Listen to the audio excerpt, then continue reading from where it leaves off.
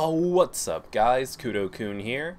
You know, I've made a lot of claims about the Naruto card game. When talking about it, I tend to use words like masterpiece or the greatest game ever conceived by man. And guys, that's just because The Naruto CCG is the greatest card game that we as a species have ever created. Let's get real for a second, guys. In my opinion, the Naruto card game was an amazing card game, and I would like to explain to all of you why. Now again, this is opinion-based. Everybody's going to have their different opinions, especially because a lot of people didn't actually play the Naruto card game or see much about the Naruto card game. If you've just been playing Yu-Gi-Oh! Your whole life and you love Yu-Gi-Oh! More than life itself, that's fine. I feel the same way about Naruto, and I hope we just understand each other there. You love your card games, I love my card games, and maybe after this you'll understand why.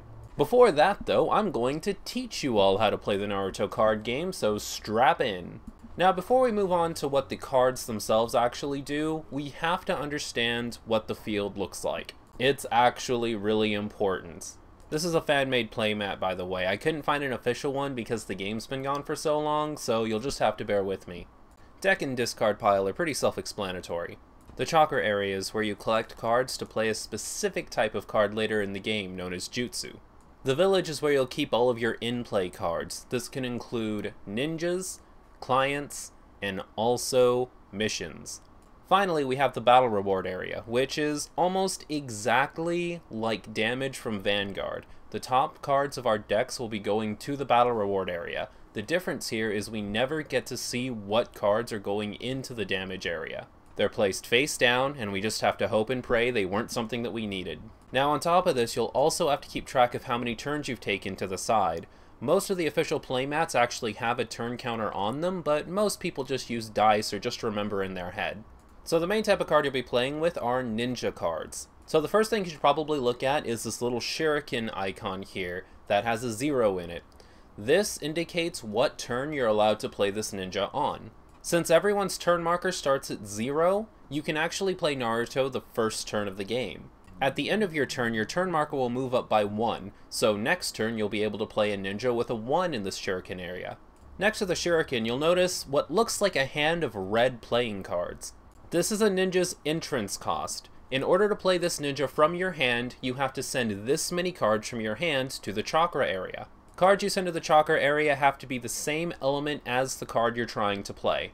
In weaker ninjas cases like Naruto here, you don't actually have to pay anything, but stronger ninjas at the end of the game will require that you play 1 or 2 cards to the chakra area. The next thing you'll want to notice are the keywords here under Naruto's name. For the most part, these aren't that important, but sometimes they'll come into play. For example, the fact that Naruto is a genin locks him out from playing most of the jutsu cards in the game that require something higher than genin. For those of you who know nothing about Naruto and are completely lost right now, ninjas are ranked according to how awesome they are, and being a genin means you kinda suck. Or you're 12. You suck or you're 12. It's one of those two. Up here you'll notice a Japanese kanji and the word lightning to the side. Up here in the corner, you'll notice a Japanese kanji with the word lightning next to it. This is the ninja's element. Normally it's not that important, but this is important for when you want to use a card to pay for another card's cost. In this case, you could only use Naruto to pay for a lightning card. Now in the bottom right corner, you'll notice that the ninja has something written in a little orange circle. That's the ninja's attribute. This normally doesn't come into play either, but again, there are some jutsu cards that can only be used by ninja of certain attributes. Finally, we move on to these little numbers here. This is probably the most important part of the card, so listen up. The left number is called the combat, the right number is called the support. The most effective way to understand combat and support is to see how it's used during the game. Ninja cards can be stacked together into teams of up to 3 cards. After this happens, the team gets 1 total power. The ninja on top of the stack uses its left number, the combat, while the other 2 use their right number, the support. The easiest way to add this up is to slightly shift the head ninja over like a millimeter to the right. Now if you look down the middle column, you'll see there's an easy, simple to understand set of numbers that you have to add up. 3 plus 1 plus 0. Now some of you may have noticed that there are numbers on the side here as well. That's because ninjas in this game have 2 states. There's healthy and injured. You start out with cards on their healthy side where they look like this. However, if this ninja takes 1 damage, it'll be flipped on its side to its injured state. Normally ninjas get a lot weaker when they're injured, but Naruto's a special case. Injured ninjas are treated pretty much the exact same as healthy ninjas with 2 major differences. Firstly, if the ninja has any effect text up here, then it's gone. Ninjas who are injured lose their effect unless it has a specific keyword that we'll talk about later. Secondly, if this ninja takes 1 more damage, just 1, it's sent to the discard pile, no questions asked. Ninjas can take a total of 2 damage. The first time injures them, the second time kills them, and if they take both damage at the same time, then they're just discarded. The keyword I mentioned before is here, valid. If an effect has valid next to it, it means even if this ninja is injured, it still gets its effect text. Client cards are kinda like ninjas, but they don't have any combat or support because you can't put them in teams and send them to battle. You can have 1 client in your village at a time, and they give you some kind of special effect throughout the game. You'll notice that this client has 2 elements, meaning it can be counted as a fire card or a lightning card depending on the situation. Next up, we'll look at mission cards. Mission cards are your basic event, sorcery, whatever you want to call them from other games. You'll notice that these missions also have a turn cost and an entrance cost just like ninjas. So you can play this card after you've already taken 1 turn by sending 1 card that is water from your hands to the chakra area. Once you use the effect of a mission card, it also goes to the chakra area, so these were mainly used to build up your chakra throughout the game, because by playing this 1 card, you get 2 cards in your chakra area and you also get its effect. Some of these mission cards have permanent on them. You still have to pay for them like normal and everything, but instead of going to your chakra area, they stay in play, and it tells you on the card where it stays in play at. In A-ranked missions case, it attaches to a ninja, but there are some cases where it'll stay in play at your village, or even attached to your opponent's field. The last of the normal cards are Jutsu cards. Under the card's name, you'll notice a bunch of symbols. These symbols represent how much chakra you have to pay from the chakra area in order to activate them. These specific symbols should look familiar because it's the same element as the card. The orange symbol represents colorless, so you can use any card you want to pay for that one. So this has a total cost of 2, 1 earth and 1 anything you want. Underneath that, you'll notice a requirement. This tells you what type of ninja is allowed to use this card. In this case, it has to be Chunin or higher rank. Again, for those of you who know nothing about Naruto, that pretty much means anything that isn't Genin or doesn't have a rank at all can play this card.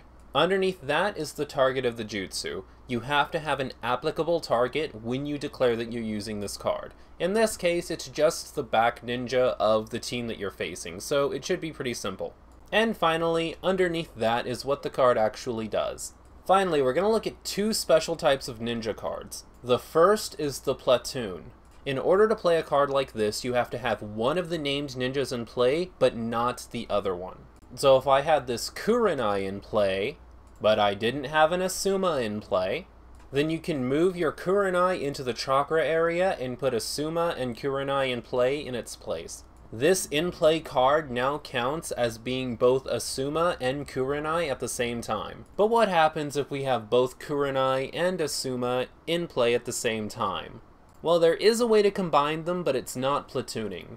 Yu-Gi-Oh! Players should pick up on this pretty easily, but there's a second deck of cards you play with called a reinforcement deck, and the reinforcement deck has a special type of card in it called squad cards.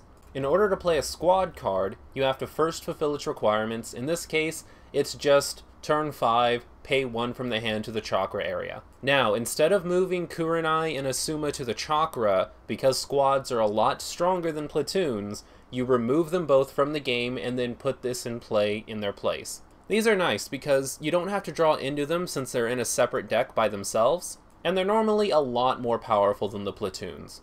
Now, the reason it's the reinforcement deck and not just the squad deck is because there are some cards in your reinforcement deck that are sort of like power-ups for already existing ninja.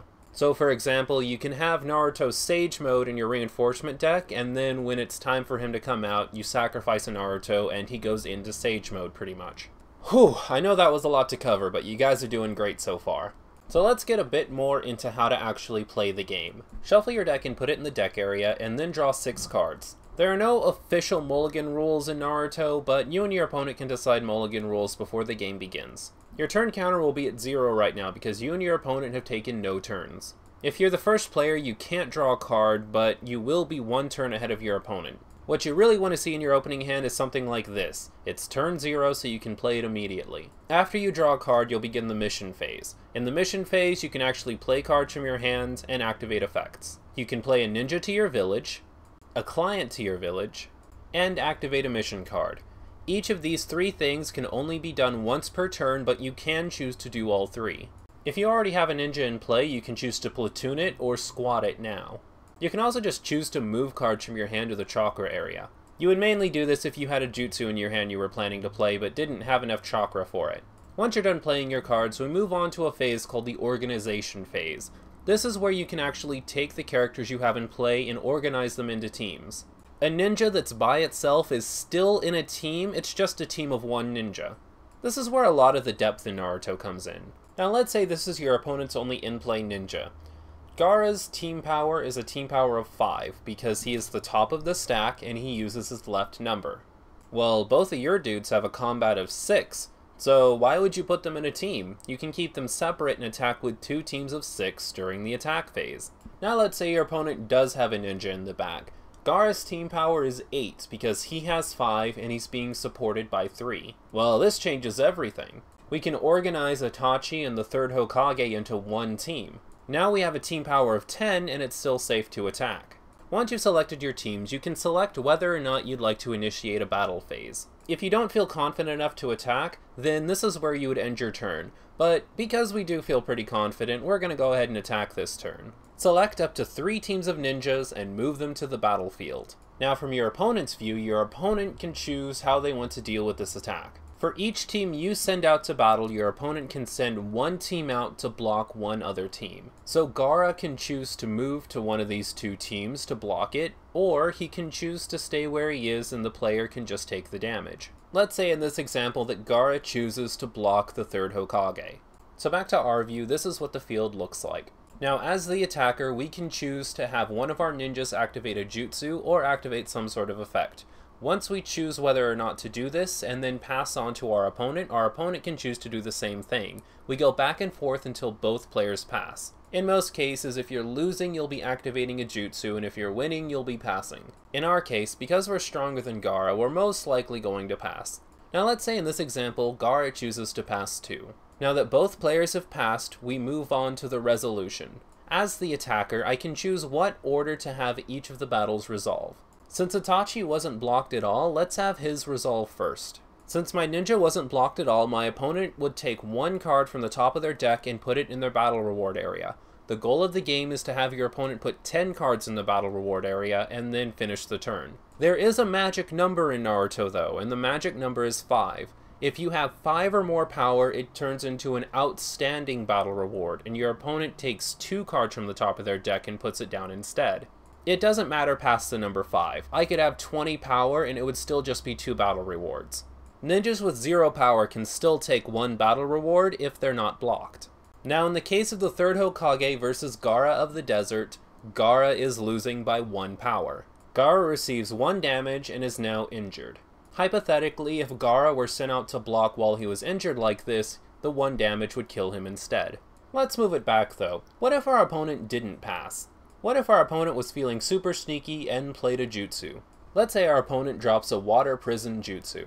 The target is 1 ninja battling against the user, and the effect drops the target's combat to 0. What Gaara has just done is created a jutsu chain.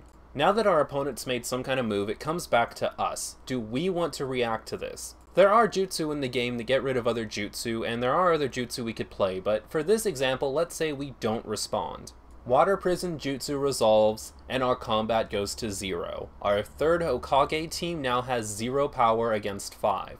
Uh-oh guys, 5, well that's a magic number. We know what happens to battle rewards, but what happens to actual combat if they're winning by 5 or more? Just like battle rewards can become outstanding battle rewards, victories can be considered outstanding victories. In that case, it's pretty much total annihilation.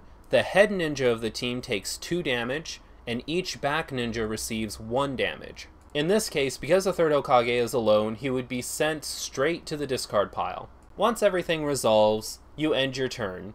You use any end phase effects you might have, and you move your turn marker up by 1. The game does get a little deeper from here, but let's go ahead and end the explanation now. This is all of the basics you need to know to actually pick up and play the game. So Kudou, why do you like this game so much? It seems like a pretty basic card game to me. Is it cause you're a Narutard and you're just obsessed with the show? Not really. Honestly, I don't like the show all that much. Don't get me wrong, it's okay, and I like the Naruto universe, but I would honestly say that my love for the card game makes me love the show even more, not the other way around.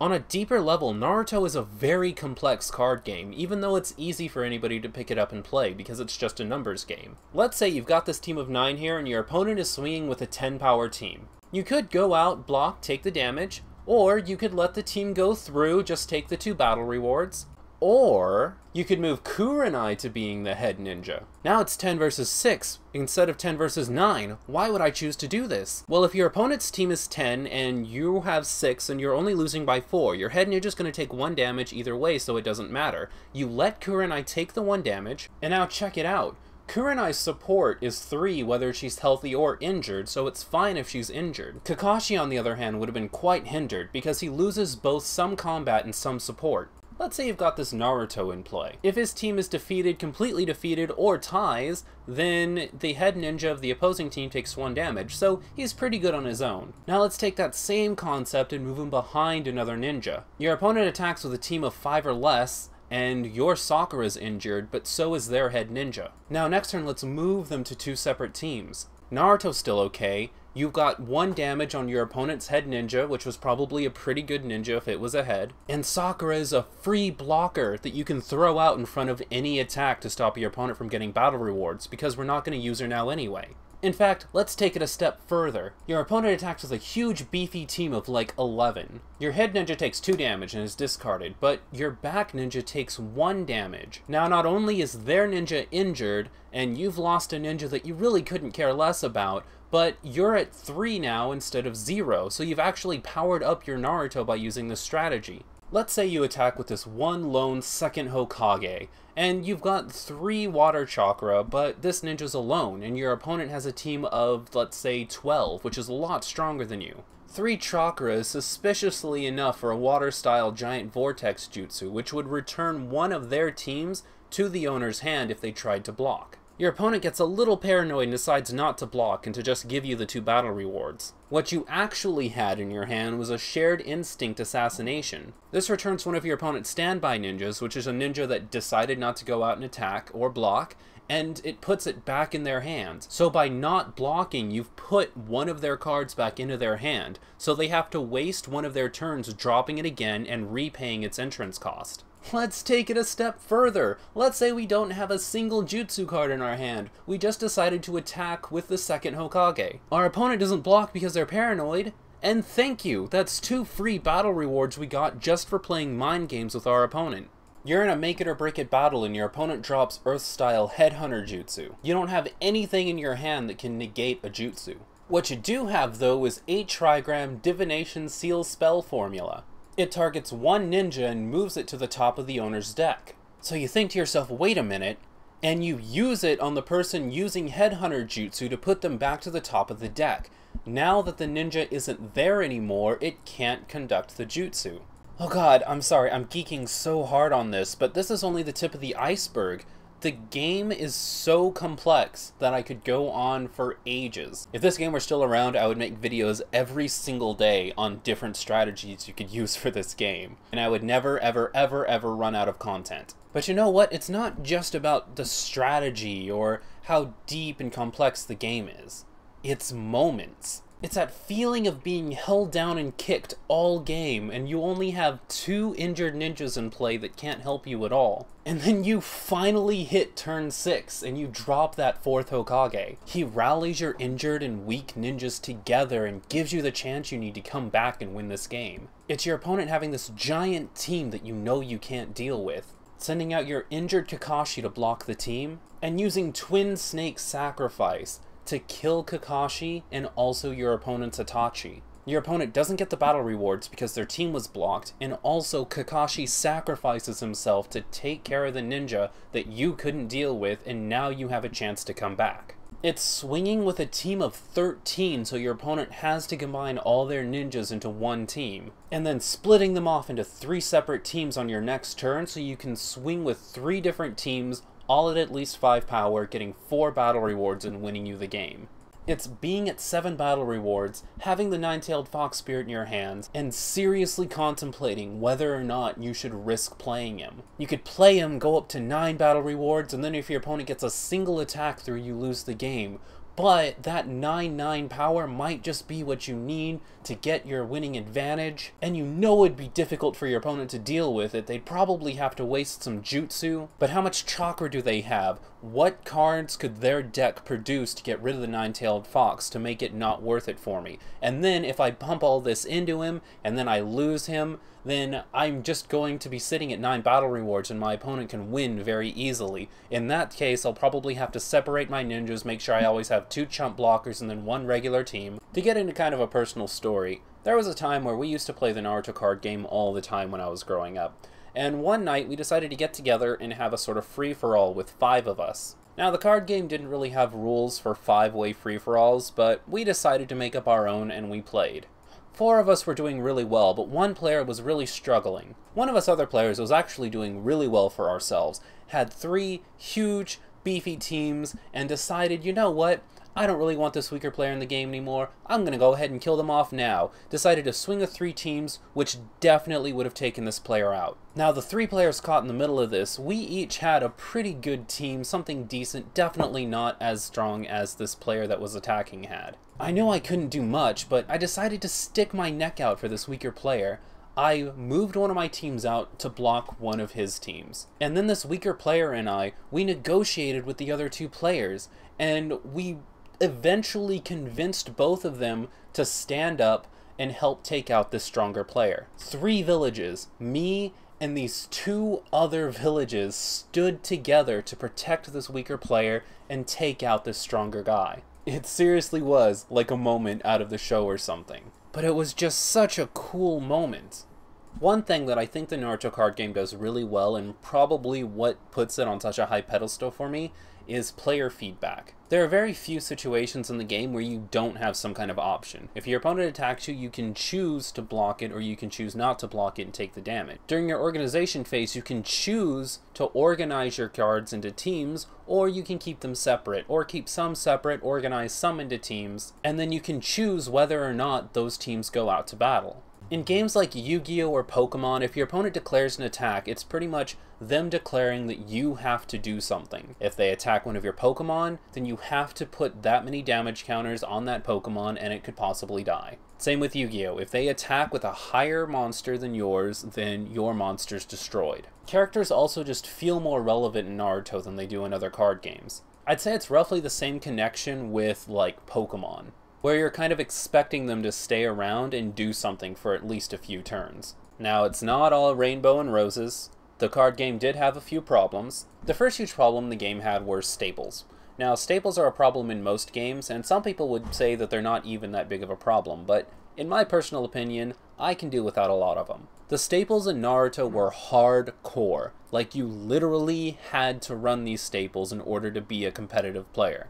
Shikamaru had it rough in this department, okay? Every Shikamaru that came out became a staple in someone's deck. Flexibility Shikamaru was probably the worst. So I didn't explain it, but you'll notice that Shikamaru has something called mental power under his last name. What you can do are, there are some effects that let you switch out the regular combat battle with a mental power battle, and most ninjas didn't have mental power. So if you had Shikamaru, then you could force your opponent into mental power battles, and if you had some kind of ninja with mental power, even if it was only 1 on your team, then they would have a mental power of 5, and if you didn't have any mental power on your team, then that's considered an outstanding victory. The weird thing is, this Shikamaru can also negate mental power battles, so if you wanted to build around mental power, then you had to have this Shikamaru to initiate the mental power battles. If you didn't want to play with mental power, then you had to have this Shikamaru to negate the mental power battles. It was insane. Then there was this frickin' guy who made it so every turn, yours and your opponents, you could select one of their ninjas with an entrance cost of 2 or less and make it so they couldn't go out to battle. During your opponent's turn, it's not so bad. They can just leave that ninja out on the sidelines by themselves, organize a different team, and attack. But during your turn, if you choose a ninja that's in their strongest team, then because that ninja can't go out to battle, none of the ninjas in that team can go out to battle at all. And then we can't forget this guy who negated the effect text of your opponent's head ninja. Okay, Shikamaru was just broken in all cases. I'd say the other problem was probably deck variety. When the game first started, you played water and fire, and that's it. There were no other decks besides a water and a fire deck. As the game progressed, for a while you could do a really neat like Inoshika Cho deck. Solo water and solo fire decks were starting to become a thing. All the decks were starting to even out. And then this Gara drops, and this new fad is created, called the Gara over 9000 deck. This deck was such a nightmare to deal with. The way it worked was you had Gara out, and Gara had some really crazy jutsu in the game. And every turn you could look at the top 5 cards of your deck when you attacked, take one jutsu out, put it in your hand, and then boom, you've got a jutsu. You combined wind with lightning. Wind let you draw a bunch of cards, lightning gave you a bunch of chakra, and you were unstoppable. Eventually this sort of spread out and people started doing all kinds of over 9000 decks. You had Sasuke over 9000, Kakashi over 9000, Itachi over 9000. And eventually power creep overtook the game like it does most. The game lasted 28 sets, okay, I want to point that out. 28 sets, pretty darn good in my opinion for a small anime game. But yes, eventually the decks were just so limited and there just wasn't very much else they could do with the game, so they had to shut the game down. But that doesn't necessarily mean everything. I mean, I have like 4,000 Naruto, that's not an exaggeration, I have like 4,000 Naruto cards, and if I wanted to, I could bust them out and play with somebody right now. I would even be willing to put money down and buy into the game again. I talk a lot of crap, but there were some really fun decks out there too. One of my favorite decks of all time was a deck type called the Kimono Girls. And the Kimono Girls played with a gameplay mechanic that was so much fun that no other game in the history of games has ever replicated it. Okay, so the idea was every time a Kimono Girl came into play, you flipped a coin. And then every Kimono Girl had an effect that said, if you have to flip a coin for something, if you get heads, this good thing happens. If you get tails, this bad thing happens. So you start out with something really simple like Hinata, and it's like, oh, flip a coin. Teehee, if I get heads, you discard a card. If I get tails, I give 1 damage to one of my ninjas. Oh well. But then your field starts to look a bit like this, and every time you get heads, your opponent discards a card, they have to remove a ninja from a team, you get to place a +1 coin on one of your ninjas, you get to draw a card, all of your ninjas get +1/+1 for the turn, your opponent can't use jutsus, and you get to draw another card and discard a card. But if you get tails, you give 1 damage to one of your ninjas. Your opponent gets a +1 coin on one of their ninjas. You have to discard 2 chakra. One of your ninjas becomes a 0/0. You have to discard a ninja from being in play. Your opponent gets to draw a card. You discard the top 3 cards of your deck. And Tsunade has an effect that lets you flip coins.